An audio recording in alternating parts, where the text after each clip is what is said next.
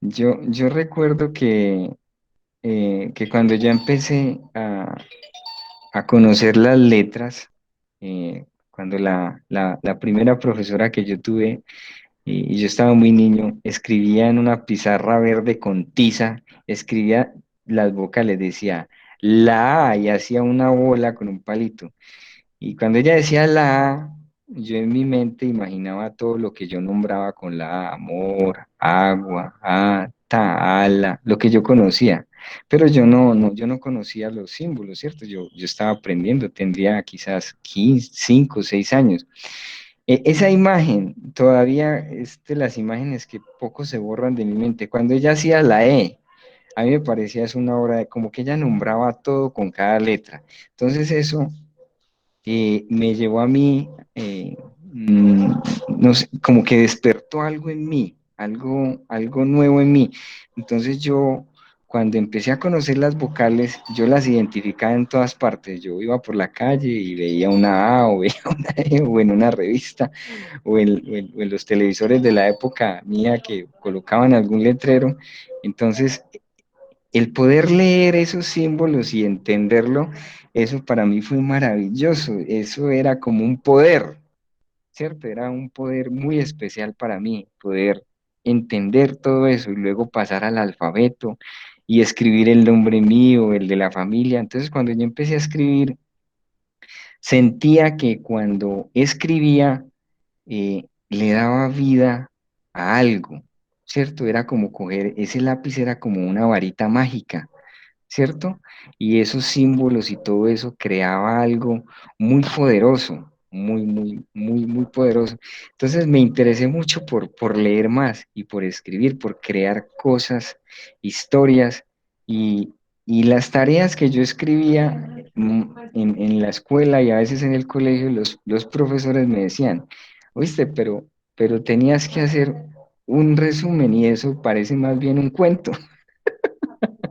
Entonces me empecé a inquietar ¿será que es que yo sí puedo escribir?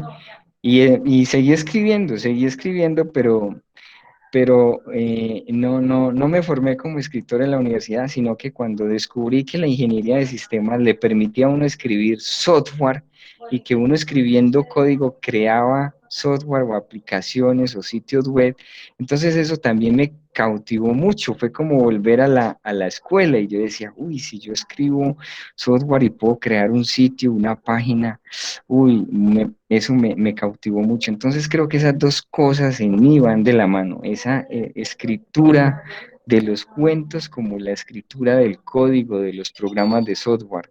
Tengo esas dos ahí juntas que creo que se complementan entre la una y la otra. Entonces, ese descubrir de las letras, de lo que significan, de que uniéndolas forman palabras que tienen significado y que se pueden crear historias, creo yo que desde niño es lo que más me ha resultado sorprendente, motivador.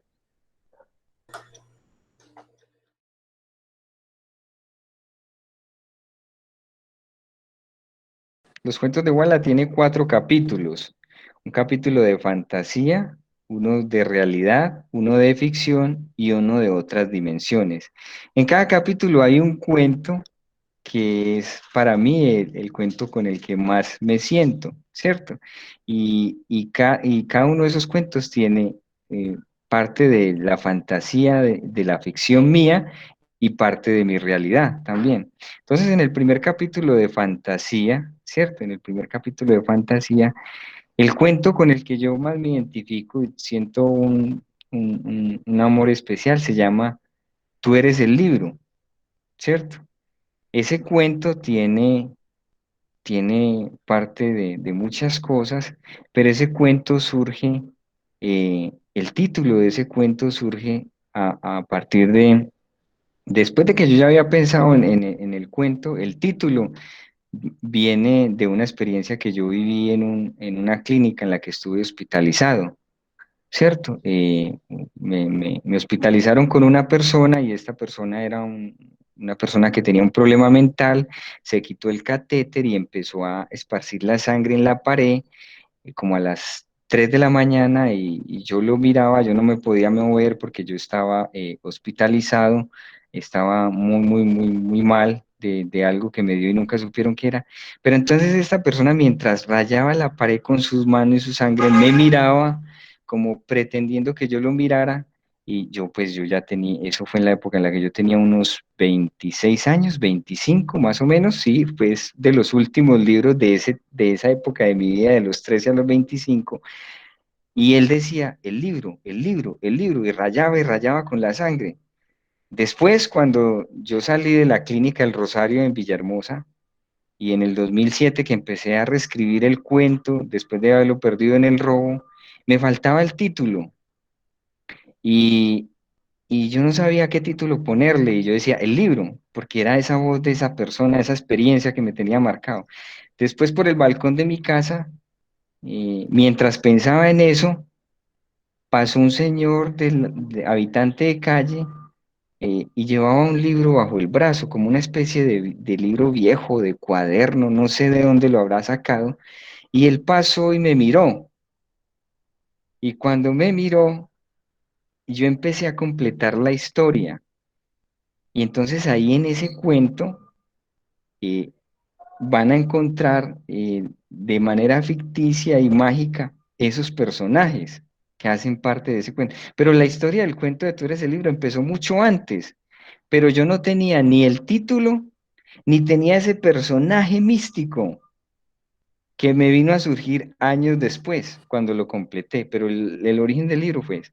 Ahora, en el capítulo de realidad hay un cuento que me gusta mucho y se llama Hombre de Río, porque tiene que ver mucho con esa capacidad de mi abuelo para navegar. Inventé una historia y pues ese cuento me resulta muy significativo, ¿cierto? En ese capítulo. En ficción hay un cuento que me gusta mucho por la época de mi juventud que se llama El Eto, por lo que ya les contaba que me impactó mucho el título del profe de electricidad electrónica y de esa capacidad de uno, mientras está haciendo una cosa, ir pensando o ir haciendo otra en el subconsciente humano.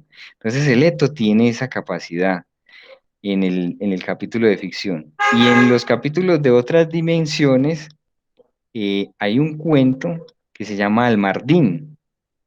Almardín cuenta una historia entre ficción, realidad, magia, suspenso, terror, la vida y la muerte, con una situación mm, que parte de una vivencia de mi infancia, cuando estudié con las monjas en Sabaneta, que les contaba ahora, ¿cierto? Entonces esos son los cuatro cuentos que más me gustan a mí, de todos, pero todos me gustan mucho.